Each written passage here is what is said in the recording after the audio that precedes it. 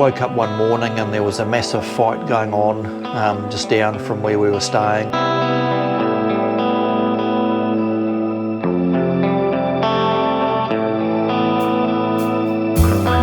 It is so nice to see the sun again today.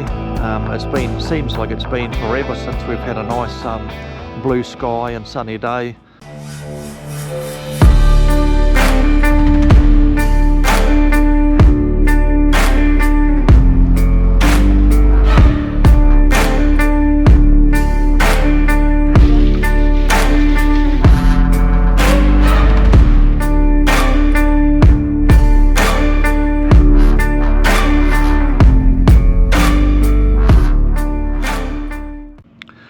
Well, good morning from a absolutely glorious day here in Norsewood.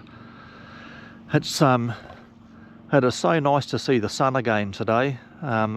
Seems like it's been forever since we've had a nice blue sky and sunny day. And yeah, it's a shame there's a cloud up there on the hills, because that was all covered in snow this morning. But yes, for those people who don't know where Norsewood is, it's a small township just off the state highway heading north towards Napier, and it's between Dannevirke and Waipukurau. And it's just a small township just off the main road heading north. And I believe it was first settled in about 1872 when a group of migrants came out from Scandinavia on the ship called the Hovding, which was a three-masted ship. And they were tasked with clearing all of the bush in this area and turning it into farmland. And I believe they were all given, or they all bought like a 40-acre farm plot. But yeah, I'll check up on all that information and fill you in a bit later on. But yeah, we're staying here at Maxwell Park, which is only a couple of kilometres from the main street of Norsewood, which isn't a very big town, but I'll take you in there and show you that. But yeah, really nice little park here. It's $5 a night to stay, and they do have toilets available here as well. Yeah, so what we're going to do today, we're just going to go into Norsewood, maybe go to the museum, have a bit of a look at that, have a bit of a look around the town. I think most New Zealanders are probably fairly familiar with a clothing brand called Norsewear, and it originates from here. They've got the Norsewood factory here, I believe, in Norsewood. And they make a lot of woolen sort of products, like big thick woolen socks for farmers and jerseys and bits and pieces. So we might go and have a bit of a look at that.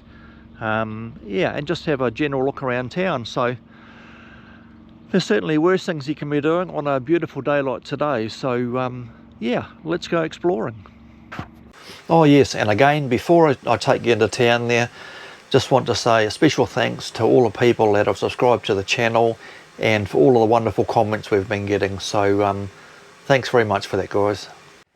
Yeah, so it's been a interesting last couple of weeks here in the North Island. Since leaving Otaki Beach, we went through to Palmerston North, and we stayed a night there, or just outside of Palmerston North actually, at, what was that place called? Bunnythorpe. At Bunnythorpe, that's right. And we stayed at a park over property there run by Bruce and Jane, a really lovely couple. But it was quite wet and muddy, so we just stayed there for the one night and put the ute in to get a service done on it. Yeah, and so after we left Bunnythorpe, we went through to Fielding and stayed in Timona Park there, which is sort of next to the river, and you can freedom camp in there. But yeah, again, it was pretty muddy and wet. We managed to get a site on a hard stand, although it was under a tree, so we weren't getting any solar in. But then yeah, woke up one morning and there was a massive fight going on just down from where we were staying, and sounded like someone was busy smashing the caravan up with a metal pipe or something. So we ended up having to ring the police, and there was a woman running around screaming for help, and our neighbour also rang the police, and so yeah, they had 4 police cars turned up, and I don't know whether they arrested the guy. I think he had done a runner by then, but they were busy searching for a weapon out across the field there, so the rugby field. So yeah, it hasn't been a great welcome back to the North Island so far. We've had a lot of rain. Yeah, and then after we left Fielding, we came over the beautiful new highway. It's only been open for about a month or so, from Ashurst over to Woodville, and we were going to stay at the Ferry Reserve in Woodville too, which is again by the river, beautiful area next to the old Manawatu Gorge Road. But again, that was really wet. The road going in was incredibly potholed, and really deep potholes, all full of water.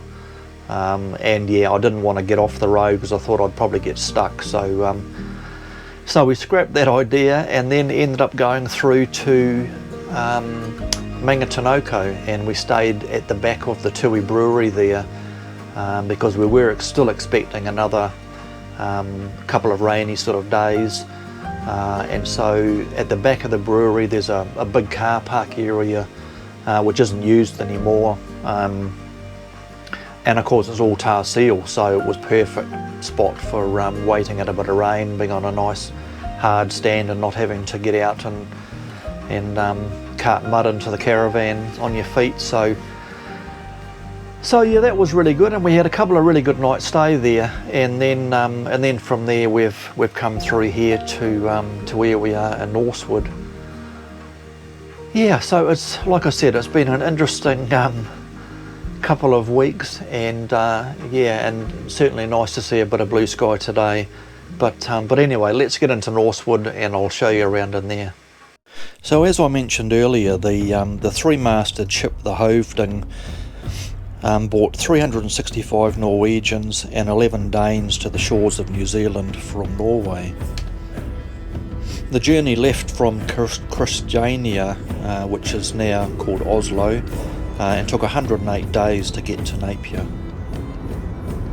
The Hovding arrived in Napier on the 15th of September 1872, and with the migrants on board having paid £5 for their passage and another £1 for their means of transport from Napier to what became Norsewood.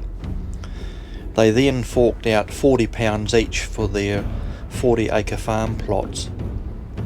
Unfortunately, the land was covered in bush and not suitable for farming, and became known to the Europeans as 70-mile bush.